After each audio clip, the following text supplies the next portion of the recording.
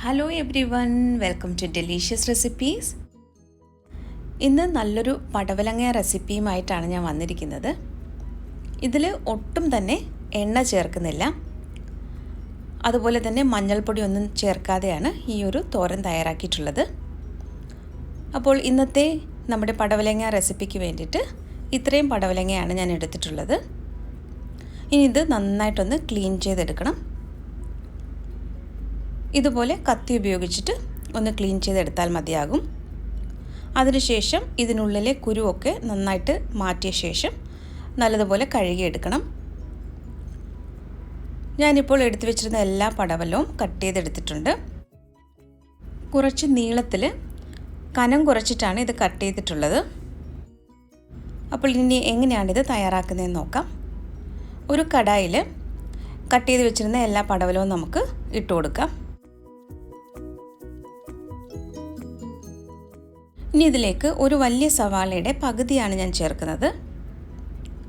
2 പച്ചമുളകും കുറച്ച് കറിവേപ്പിലയും കൂടി ചേർക്കാം. നിങ്ങളുടെ എരിവിനനുസരിച്ച് പച്ചമുളകിൻ്റെയൊക്കെ എണ്ണം കൂടുതലോ കുറവോ ഒക്കെ ചേർക്കാം. ഇനി കുറച്ച് തേങ്ങയും കൂടി ചേർക്കാം. ഈ തേങ്ങയുടെ അളവ് നിങ്ങളുടെ ഓരോരുത്തരുടെയും ഇഷ്ടത്തിനനുസരിച്ച് ചേർക്കാവുന്നതാണ്.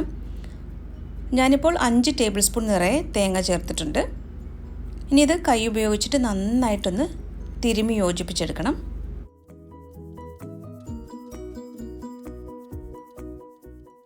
വളരെ പെട്ടെന്ന് തയ്യാറാക്കിയെടുക്കാൻ പറ്റുന്നതാണ് ഈ ഒരു പടവലങ്ങ തോരൻ. ഇനി ഇതിലേക്ക് കുറച്ച് ഉപ്പും കൂടി ചേർത്തിട്ട് വീണ്ടും നന്നായിട്ടൊന്ന് തിരുമ്മി യോജിപ്പിച്ചെടുക്കണം. ചോറിൻ്റെ കൂടെയൊക്കെ കഴിക്കാൻ പറ്റിയതാണിത്. അപ്പോൾ എല്ലാവരും ഈ രീതിയിലൊന്ന് ഒരു പ്രാവശ്യം ഒന്ന് ട്രൈ ചെയ്ത് നോക്കിയിട്ട് ഫീഡ്ബാക്ക് കൂടി തരാനായിട്ട് മറക്കരുത്. ഞാനിപ്പോൾ ഫ്ലെയിം ഓൺ ചെയ്തിട്ടുണ്ട്.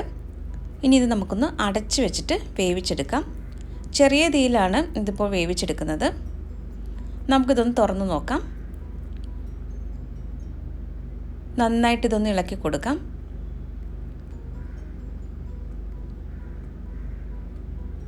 ഇനി ഇതിലേക്ക് അല്പം വെള്ളം ഒഴിച്ചു കൊടുക്കാം. 1/4 ഗ്ലാസ് വെള്ളമാണ് ഞാനിപ്പോൾ ചേർത്തത്. ഇതിൽ കൂടുതൽ വെള്ളം ചേർക്കരുത്.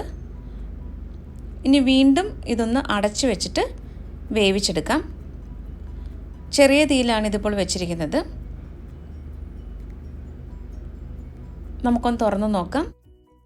ഇപ്പോൾ വെള്ളമൊക്കെ പാകത്തിന് വറ്റി വന്നിട്ടുണ്ട്. ഇനി ഈർപ്പം ഒന്ന് മാറിക്കിട്ടാൻ വേണ്ടിയിട്ട് നമുക്കിനി തുറന്ന് വെച്ചിട്ട് ഒന്ന് അല്പസമയം കൂടി ഒന്ന് കുക്ക് ചെയ്തെടുക്കാം. അപ്പോൾ 1/4 കപ്പ് വെള്ളം തന്നെ ഇത് പാകത്തിന് വെന്ത് വരാനായിട്ട് മതിയാകും. ഇതിപ്പോൾ നല്ലതുപോലെ ഡ്രൈ ആയിട്ട് വന്നിട്ടുണ്ട്. നമ്മുടെ പടവലങ്ങ തോരൻ ഇവിടെ റെഡി ആയിട്ടുണ്ട്. അപ്പോൾ ഒട്ടും തന്നെ എണ്ണ ഉപയോഗിക്കാതെയാണ് ഇത് തയ്യാറാക്കിയിട്ടുള്ളത്. ഇന്നത്തെ റെസിപ്പി എല്ലാവർക്കും ഇഷ്ടമായെന്ന് കരുതുന്നു. അപ്പോൾ മറ്റൊരു നല്ല റെസിപ്പിയുമായിട്ട് വീണ്ടും വരാം. താങ്ക്